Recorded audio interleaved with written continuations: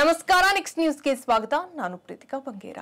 ಬೆಂಗಳೂರು ದಕ್ಷಿಣ ಜಿಲ್ಲೆ ಮಾಡಲು ಅಡ್ಡ ಹಾಕಿದ್ದು ಎಚ್.ಡಿ. ಕುಮಾರಸ್ವಾಮಿ ಎಂಬ ಡಿ.ಕೆ. ಶಿವಕುಮಾರ್ ಅವರ ಹೇಳಿಕೆಗೆ ಜೆಡಿಎಸ್ ಯುವ ಘಟಕದ ರಾಜ್ಯಾಧ್ಯಕ್ಷ ನಿಖಿಲ್ ಕುಮಾರಸ್ವಾಮಿ ಅವರು ಟಾಂಗ್ ಅನ್ನು ಕೊಟ್ಟಿದ್ದಾರೆ. ಕೈಲಾಗದೆ ಇರೋರು ಕುಣಿಯೋದಕ್ಕೆ ನೆಲ ಡೊಂಕು ಎಂದು ಡಿ.ಕೆ. ಶಿವಕುಮಾರ್ ಅವರ ವಿರುದ್ಧ ನಿಖಿಲ್ ಕುಮಾರಸ್ವಾಮಿ ಅವರು ವಾಗ್ದಾಳಿಯನ್ನ ನಡೆಸಿದ್ರು. ಕುಮಾರಸ್ವಾಮಿ ಅವರು ಕೇಂದ್ರದ ಮೇಲೆ ಒತ್ತಡವನ್ನ ಹಾಕಿದ್ದಾರೆ ಅನ್ನೋದಕ್ಕೆ ಏನಾದರೂ ಸಾಕ್ಷಿ ಇದೆಯಾ?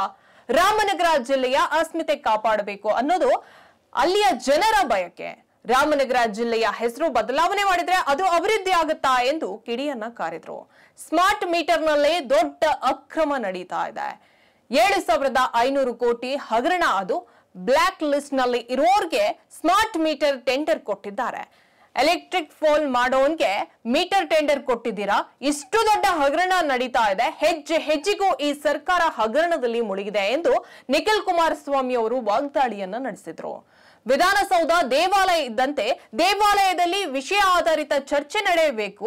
ಇತ್ತೀಚೆಗೆ ಸರ್ಕಾರದ ಪ್ರಭಾವಿ ಸಚಿವರು ಸದನದೊಳಗೆ ಹನಿ ಟ್ರ್ಯಾಪ್ ವಿಚಾರ ಪ್ರಸ್ತಾಪವನ್ನ ಮಾಡಿದ್ದಾರೆ. ಇದನ್ನ ನೋಡಿದ್ರೆ ಈ ಸರ್ಕಾರ ಎಲ್ಲಿಗೆ ಬಂತು ನಿಂತಿದೆ ಎಂದು ನಿಖಿಲ್ ಕುಮಾರಸ್ವಾಮಿ ಅವರು ಬೇಸರವನ್ನ ವ್ಯಕ್ತಪಡಿಸಿದ್ರು.